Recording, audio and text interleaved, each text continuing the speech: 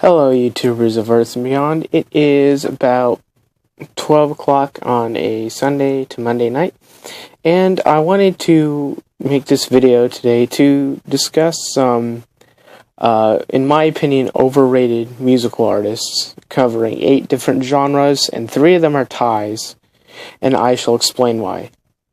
Alright, the first artist I want to explain is Justin Bieber. You can also replace this name with, say, One Direction, or 5 Seconds of Summer, or the Backstreet Boys. Any band like, or boy band like this, or artist, that makes I Love You Girl kind of songs. There is a guy who graduated with our class of 2014, by the way, who is the biggest Backstreet Boys fan I know. A straight guy. And I'm like, dude, why do you listen to stuff like that? That's what I'm trying to figure out. Alright. The next, this is kind of a touchy subject because everyone's going to say, "Oh, you're not getting into the lyrics or whatever," and I don't know how to say this. The 2 artists I put down, this is the first tie, is Lil Wayne and P. Diddy. Now, I'm not dogging on anyone, but it seems just like pop music. All these guys want to do is get drunk, get high, get girls, and just not give a crap, and rap about how much gold they have and how much money. Look, I get all that. You're successful. You've sold records to people and made your money, but I really don't want to hear records and music like that. I want to hear music that has a message, and not being like, in uplifting someone, not being like, oh, haha, I'm better off than you are. So that's how I feel about rap music, basically. The next is country music, and this one is touchy as well, because it seems to me there are 3 artists that stand out in this genre. That is Trace Adkins, very, very good, plays a mean guitar and has one of the most beautiful, deep guy voices that I know. Rascal Flatts, all their songs are just really good. Up-tempo stuff, fun to play. I love playing my drums along to that. And a band my girlfriend turned me on to, which is Zac Brown Band.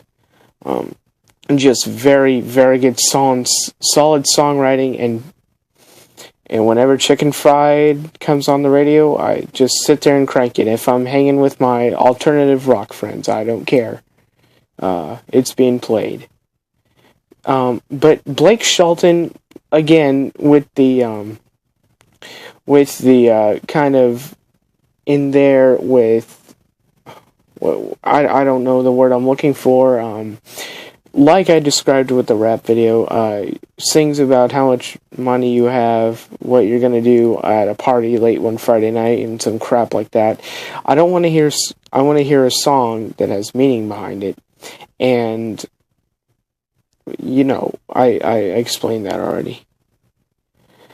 The next, and this could be any band, really. Any band in the rock genre. This is my opinion. This is the second tie. And you're not gonna like, I don't know if the diehard fans are gonna like this, but it's a tie between Nickelback and Stone Sour. Now, you're gonna say, oh, but Stone Sour is a metal band. No. Corey Taylor's first band, Slipknot, is a metal band. Stone Sour is hard rock. I've seen them live, and they're like a softer version of Slipknot. But the reason I put Nickelback down, which is number 1, they have been milking the same musical udder for at least 10 years, making the same songs. You know that song? I couldn't make it as a blind man. I couldn't cut it as a poor man stealing. You know, How You Remind Me, if I'm in the right mood for it, heck, I'll listen to it, but they've made too many songs like this over the years, and they just either take a different musical approach or just get off of the radar once and for all. Okay, the next one is punk rock. This was very hard. I mean, I am a punk metal enthusiast. I got my drums set up like Trey Cool down in the basement, which is the drummer for this band, Green Day. Now, I know I am going to get a ton of hate for this. But in my opinion, just like Nirvana in the grunge movement, Nirvana got oversold, and that's what forced Kurt Cobain's death 20 years ago. But Green Day has been over-marketed, and in my opinion, their last great record had to be 21st Century Breakdown back in 2009. Now, Uno, Dos, and Tre had some great songs to them, and I'm looking forward to their upcoming CD. But like I said, East Jesus Nowhere, in my opinion, was their last good song. Now, I'll crank American Idiot and Dookie and Nimrod and Insomniac and Kerplunk and Warning in my car all day long with my friends, with my alt-rock friends. Shout out to Sammy Joe Armstrong, by the way. But there are, let's see, two songs that just, like maybe three songs that stand out on Uno, Dos, and Tre, and the rest just sound kind of garage rock-y. And I mean, that's up for debate, but there are three songs. The first off of Uno, just Forget Oh Love. That got played on our pop radio station here, and just, I got so burned out on it, like I did on Boulevard of Broken Dreams. I gotta be, like, in the right mood for it, but, you know. But Carpe Diem off of Uno, what is it called? Dirty Rotten Bastards. No, that's off of Tre. I'm trying to figure it. Whatever it is. And Missing You off of Tre. I think Walk Away is the one I'm thinking of off of Dose. The three that really stood out as kind of Green Day's more return to rock kind of sound. Alright, the next is indie rock. I'm talking bands like Modest Mouse, bands like that. Basically anything that has hand claps and talks about a failed relationship or something, all within the same album. That's really, you can put any indie rock band into what I'm saying. You guys know what I'm talking about. And it'll all sound the same. You'll go back and look up the lyrics, and just, to me, they're all starting to sound the same. I don't know what genre you guys classify Arctic Monkeys in, but, and, yeah, in Train, another indie rock band, Hey Soul Sister got oversold for me. But the record Save Me San Francisco wasn't bad, I will admit that. Okay, so the next is prog rock. Honorable mention to Dream Theater. That's their drummer, Mike Mangini. But this is a band, this is more kind of an underground kind of band. Didn't receive as much success as Rush, but Canadian veterans Triumph. Just a Rush copy, even sounding the same to me. Now, Rush had something right. The songwriting, the direction, even their synthed out period, you could still take something out of it. Just ignore Tyshawn off of Hold Your Fire. You can go and Google that. I'm like, what are they doing on that song? But Triumph is one of those bands, they're around, but they kind of fizzled out in the 90s a little bit. An underrated band, King's X, if you guys even remember them, Very good band. Like I said, Dream Theater, still making the great prog rock, prog metal kind of sound. But the new record, new Dream Theater record, they only sold this single for me, which was The Enemy Inside, and then I was like, I don't want to buy this record after the single. It wasn't a bad record, just, like I said, the single kind of ruined it for me. And the last is metal. And I'm talking about heavy metal. Two bands that I don't consider to be metal anymore.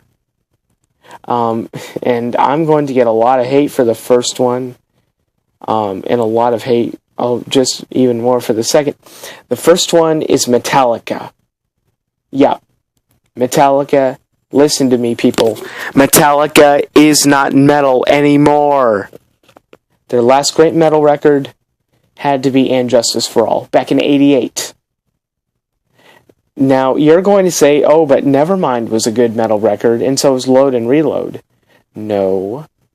Nevermind was a hard rock record. Or, not Nevermind, that same year, wrong band. The Black Album, Metallica, was a hard rock record. Just, I can't listen to songs like Enter Sandman and Sad But True anymore. They've been overplayed on our rock radio station. They've been overplayed by almost every single sporting event I've been to. And they just continue to be oversold in commercials and crap, and I just can't, and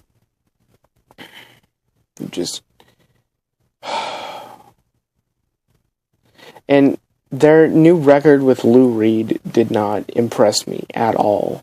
And I'm going to say, it wasn't a bad record, just, it's, like I said, it's more of a hard rock kind of movement going on now. It's not anything I would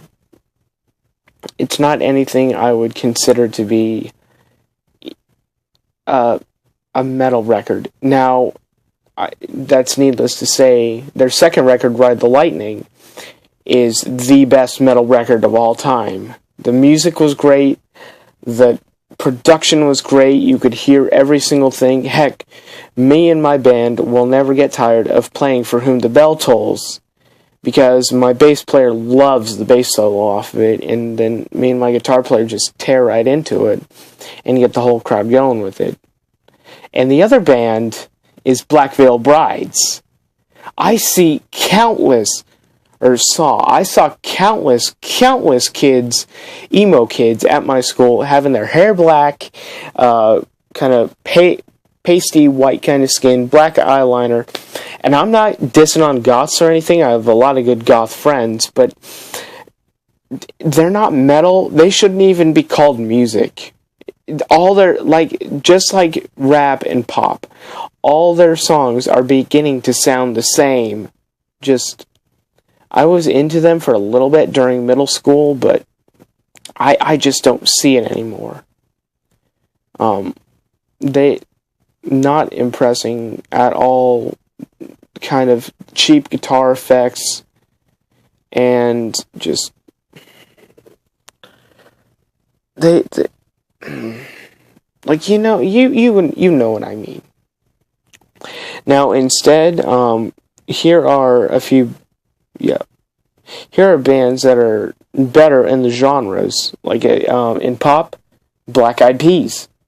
Bring back the Black Eyed Peas.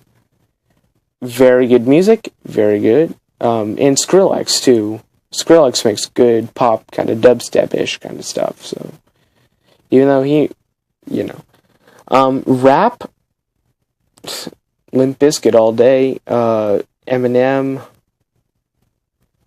There's a Christian rapper, Lecrae. He's really good. Go look him up. His raps are really good for what they do. Country, like I said, Zac Brown Band and Rascal Flatts, just excellent music. Rock, Foo Fighters. Heck, Foo Fighters laid the blueprint for modern rock music. and they just continue to put out